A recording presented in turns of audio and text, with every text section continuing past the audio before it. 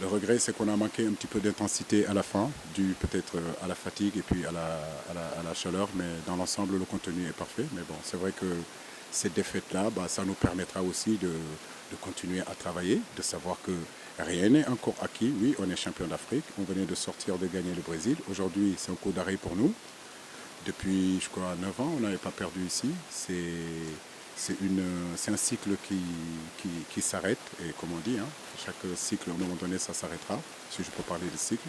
Maintenant, à nous de repartir et recommencer encore un autre cycle à partir du mois d'octobre.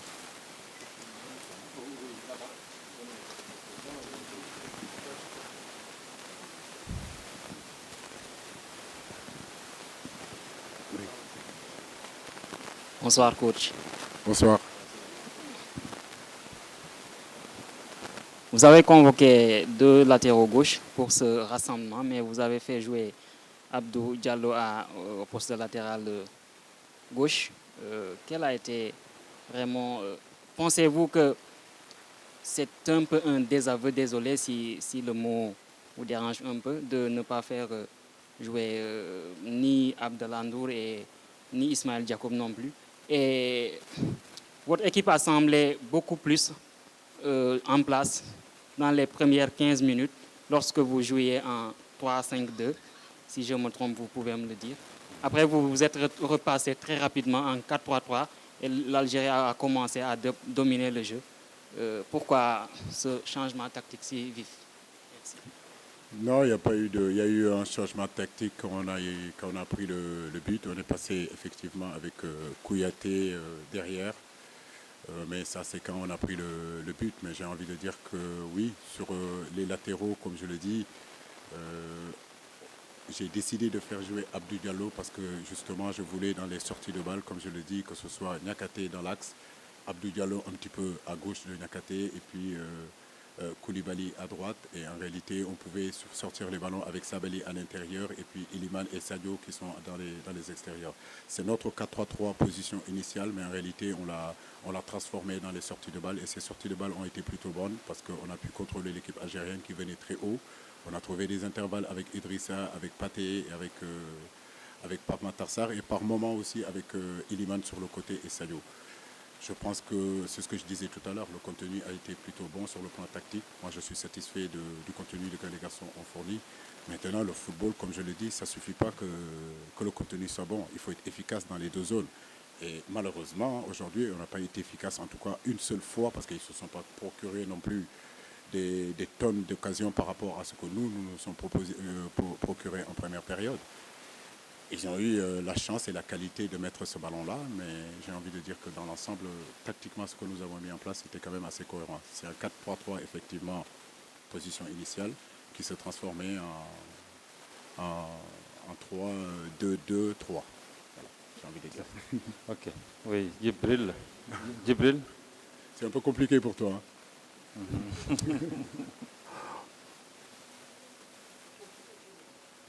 Voilà. Je peux le comprendre. Oui, c'est compliqué pour tout le monde. Voilà. Coach, je pense que c'est la dernière fois que le Sénégal a perdu contre une équipe africaine, c'était en 2019, si ma mémoire est bonne. Et c'était contre cette même équipe algérienne. Est-ce que cette défaite peut-être est un signal fort par rapport aux ambitions qu'on a pour la prochaine Coupe d'Afrique? Merci. Mais Djibril, pourquoi cette défaite-là pour être un enfant pour nos ambitions? Nos ambitions, oui, c'est toujours un signal fort, c'est une alerte, bien sûr, pour nous tous. Ça nous permettra de savoir que rien n'est acquis. Il faut avoir cette humilité-là de continuer à travailler. Mais comme je le dis, c'est un match amical. Voilà, c'est un match de préparation. Nous, ce qui nous a intéressé, c'est surtout sur le plan du jeu, c'est nous confronter aux meilleures équipes. Bien sûr que les gens, la seule chose peut-être qu'ils retiennent, c'est la victoire. Mais au-delà de la victoire aussi, il y a un contenu qui est là, qui est intéressant. Nous allons continuer à travailler. Moi, je reste positif malgré cette défaite-là. Ma motivation est intacte. Je sais que l'équipe a répondu par rapport aux exigences, par rapport au plan de jeu que je voulais.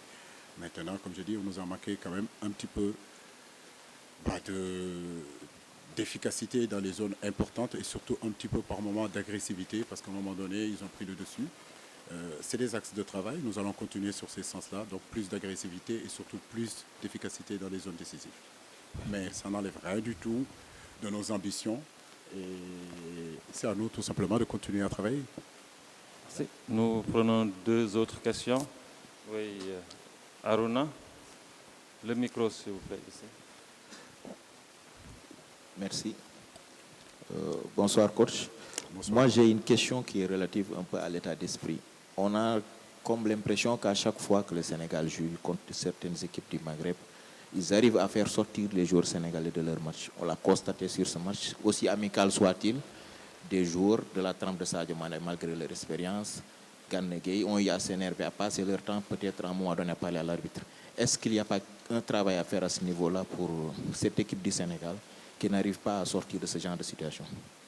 Bah, écoutez, c'est vrai que par moment, il y a de la frustration, surtout quand tu perds un 0 et qu'à un moment donné, tu as envie d'égaliser. C'est juste des frustrations de joueurs. Je peux comprendre que ce soit Idrissa, que ce soit Sadio. Pourtant, ce sont des garçons quand même assez calmes. Cette frustration, elle est là, mais ça ne veut absolument rien du tout. C'est des compétiteurs. Maintenant, comme je le dis, en première mi-temps, si tu marques les buts, cette situation-là, elle n'est pas là. Donc, pour moi, c'est pas ça le problème, quoi. Voilà, c'est des compétiteurs. Ils veulent gagner, ils ne gagnent pas, ils sont frustrés. Mais après, ça passe au bout de quelques temps. Voilà. Mais c'est vrai qu'on devrait se concentrer un peu plus dans le jeu. Quand l'équipe adverse casse un petit peu le rythme, quand l'équipe adverse, à un moment donné, tombe, bah, j'ai envie de dire que sur ce côté-là, les équipes maghrébines ont plus de métiers, j'ai envie de dire, pour ne pas utiliser un autre mot, mais ils ont en tout cas beaucoup plus de métiers et c'est un axe de travail pour nous aussi, on doit progresser là-dessus. La dernière question, je pense qu'on donne ça à une dame. Une dame qui lève. Alors, oui, attendez, non, vous n'avez pas la parole. Non, vous avez déjà posé une question, oui.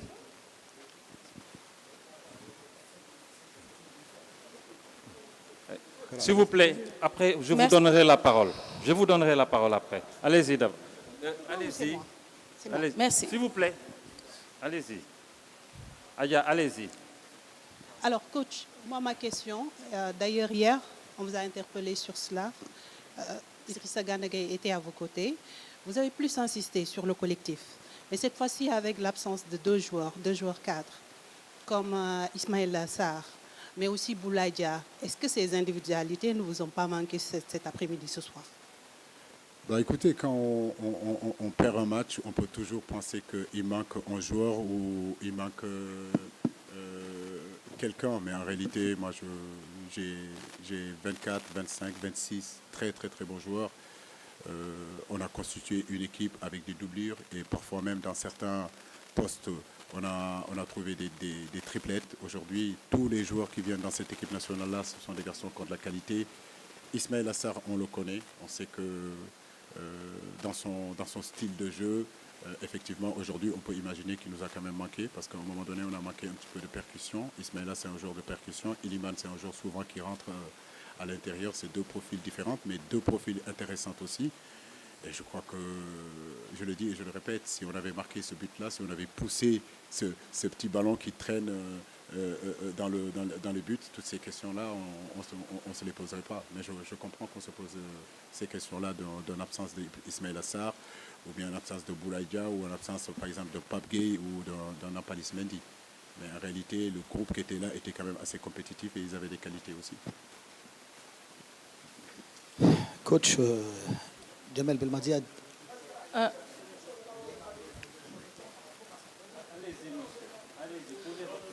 Coach Jamel Belmadi avait déclaré qu'il préférait perdre tout le temps avec vous et participer à une Coupe du Monde. Vous avez parlé, après l'élimination de la Coupe du Monde, vous avez défendu l'Algérie. Vous avez défendu l'Algérie beaucoup.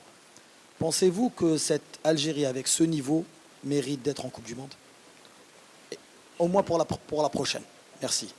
Bah, je crois que les Algériens aujourd'hui travaillent pour retourner à la Coupe du Monde. Et en réalité, pour l'Afrique, pour le continent africain, l'objectif, c'est toutes les grandes nations de football aujourd'hui capables de représenter le continent africain à la Coupe du Monde y soient, pour donner un peu plus de chance en réalité à l'Afrique de gagner un jour la Coupe du Monde.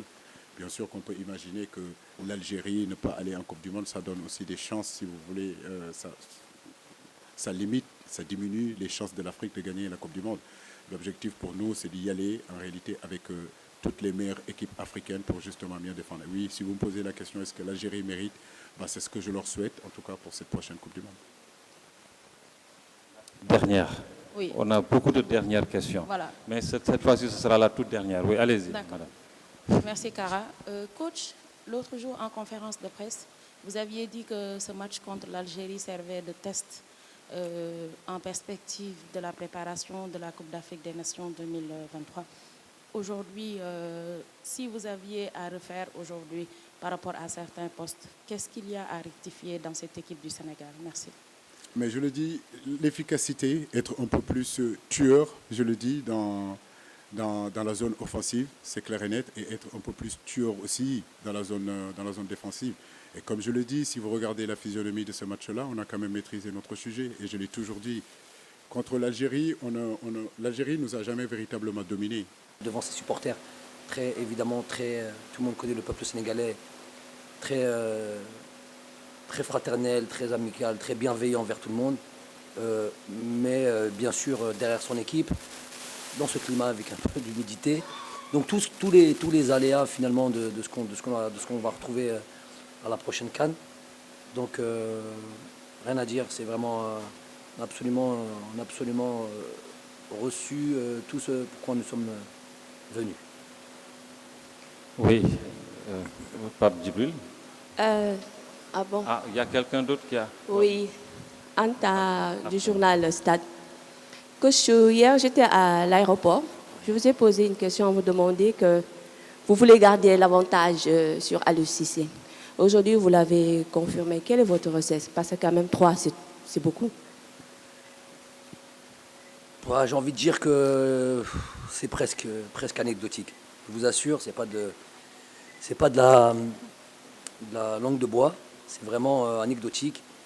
J'aimerais être à sa place, moi, être de nouveau champion d'Afrique, avoir joué la dernière Coupe du Monde. C'est quelque chose qu'il a offert à son pays. Donc c'est ça le plus important. Le reste, c'est peut-être une petite lutte d'ego, d'entraîneur, quoi, avec tout en étant très fraternel, très amical. Je vous assure que c'est anecdotique.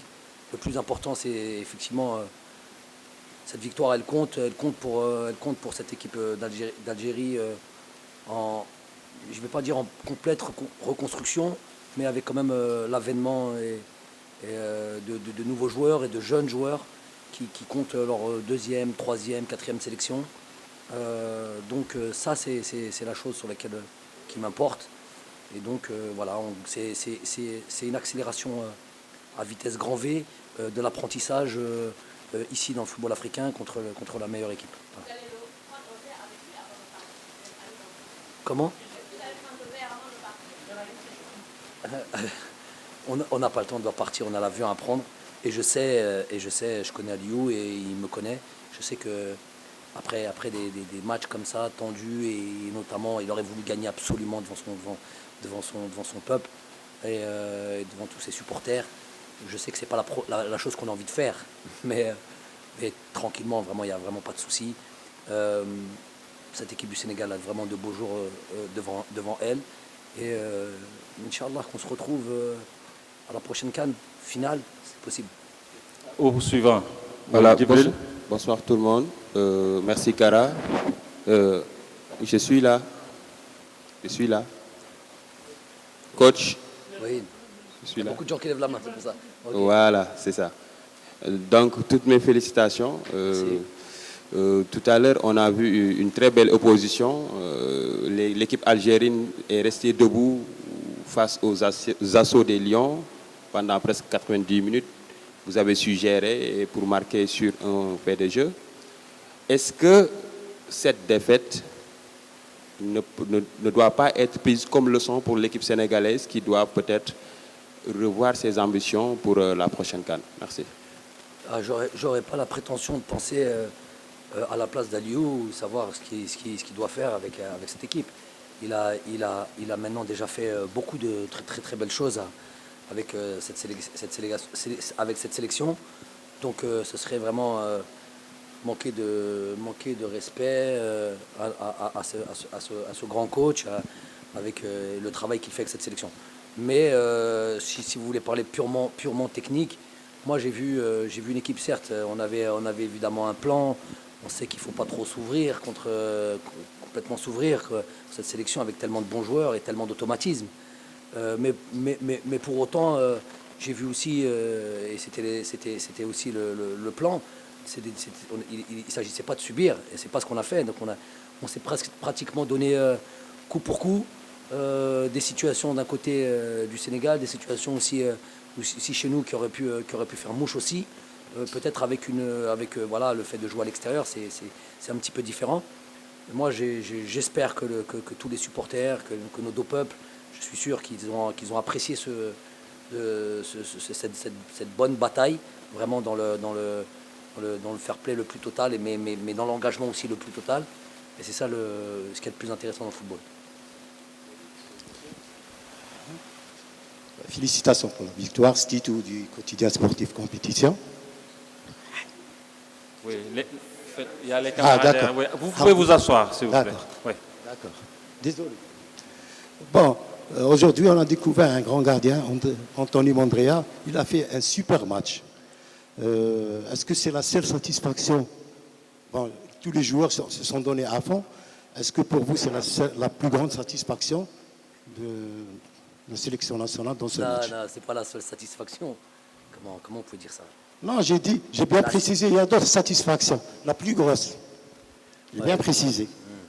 Je pense que tout le monde de manière générale a été dans ce qu'on a demandé, a été très respectueux du plan, respectueux des consignes. La discipline tactique a été omniprésente tout le long du match. Contre cette équipe du Sénégal, si tactiquement on manque ne serait-ce que 1 mètre ou 2 mètres, par exemple, sur une notion de pressing ou sur une notion de placement, on le paye cash. Et d'ailleurs, on a vu une ou deux situations où justement on était un petit désorganisé sur certaines situations dues à la qualité de cette équipe du Sénégal, et on a concédé des occasions.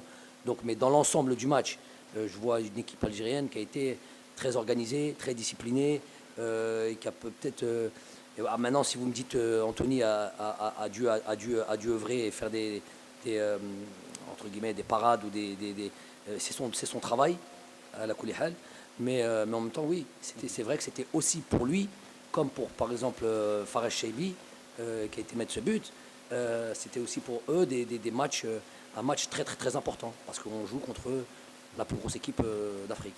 Ok. Nous prenons 2 autres questions. Oui, un confrère d'Algérie et puis derrière. Bonsoir Jamel, oui, félicitations. Jamel, on a senti que Bouhanani allait rentrer. Est-ce que vous avez changé d'avis par rapport à ça? Et une petite dernière question. Vous avez dit, j'aimerais être à la place de Aliou et jouer la Coupe du Monde. Jouer la Coupe du Monde. Ça fait 8 mois que la Coupe du Monde a fini, ou 9 mois. On montre qu'on méritait cette qualification en Coupe du Monde de jour en jour. Merci. Au fond, vous donnez le micro là-bas, derrière. Oui. Certains diront qu'il ne s'agit pas après un match comme celui-là de soulever une polémique. Certains diront que si on n'y a pas été, c'est qu'on ne le méritait pas. J'ai envie de dire qu'on avait fait énormément de choses en Afrique, notamment cette série d'invincibilité historique, déjà pour le continent africain. On est la 2e équipe au monde à avoir eu cette série d'invincibilité, 35 matchs. Devant nous, c'est l'Italie. Donc juste par ça et cette constance qu'on a pu avoir de 2019 à 2022, c'est notre première défaite, on l'a concédée en janvier 2022 à la CAN. Je peux dire que dans ce sens-là, et la double confrontation, mais bon, j'ai pas trop envie de ressoulever des polémiques. Ceux qui ont suivi nos matchs pourraient dire qu'on le méritait. D'autres diront, si on n'y était pas, c'est qu'on ne le méritait pas. En tous les cas, le plus important, c'est que le Sénégal et Aliou en sont à leur 2e. Et moi, j'aimerais connaître ça avec mon pays. Voilà, j'aimerais connaître une participation de Coupe du Monde à mon pays. Bouhanani, c'était une question d'arbitre qui n'avait pas, 4e arbitre qui n'avait pas pris à temps la feuille. Il devait rentrer, il était sur le truc et il n'avait pas noté, il n'avait pas levé le truc à temps. Voilà. Merci. Nous prenons déjà donc la dernière question. Merci Kara. Bonjour coach, je suis là. Ndeye Dom Diouf, Radio Sénégal. Coach Belmadi, après la sortie de l'Algérie à la CAN, Et l'élimination à la Coupe du Monde, on a vu que ça avait beaucoup ébranlé psychologiquement l'équipe et vous également personnellement. Est-ce qu'aujourd'hui, cette victoire que vous avez sur le Sénégal vous a permis de vous refaire psychologiquement, surtout en perspective de la prochaine CAN? C'est sûr que ça a été un moment très difficile pour tout le monde. Déjà pour le peuple algérien, pour l'équipe en elle-même, pour moi que je suis. Mais bon, si vous suivez un petit peu, derrière ça, il y a eu une campagne de qualification de Coupe d'Afrique sur lesquelles il fallait absolument rebondir très vite après le mois de mars. Et on a fait 5 victoires sur 6. Et pour le 6e match, c'était à 4-5 jours, un match nul. Donc sur cet aspect, on a rebondi, même si au fond, nous, on a toujours cette tristesse de ne pas avoir fait cette Coupe du Monde. J'ai juste envie de dire un mot à la fin. J'ai répondu à votre question, madame. Voilà. Ouais. J'ai juste envie de dire, en profiter encore pour souhaiter toutes nos condoléances au peuple marocain, puisque vous avez fait gentiment cette annonce dans le stade. Donc on répète ça, on est de tout cœur avec eux, avec nos frères. Et la toute dernière question. Madame, oui. Alors, coach, moi je me rappelle en 2019, juste après la finale face au Sénégal, nous avons interpellé par rapport à l'avenir du sélectionneur national Aliou Cissé. Vous avez dit c'est un excellent technicien, il faut le soutenir. Depuis lors, beaucoup d'eau a coulé sous le pont, on peut le dire. Il y a eu ce sacre avec le Sénégal. Alors, désormais, l'objectif, c'est la conservation du titre continental. Comment est-ce que vous voyez la marge de manœuvre de cette équipe par rapport à cet objectif-là? Vous m'accorderez pour dire que j'ai été un peu visionnaire en vous disant de garder ce coach. Voilà, donc il a fait un travail immense avec cette équipe, le renouvellement de cette équipe, l'apparition d'autres joueurs. Et je vois que l'équipe est encore, je dis très sincèrement, j'ai vu encore une phase de progression entre l'équipe qu'on a rencontrée à la CAN en 2019 et cette équipe-là. Je vois encore plus d'automatisme, encore plus même de maturité dans le jeu. Et elle va être encore présente lors de la prochaine CAN et ça va être une équipe, l'équipe qui détient le titre et qui va être difficile à détrôner.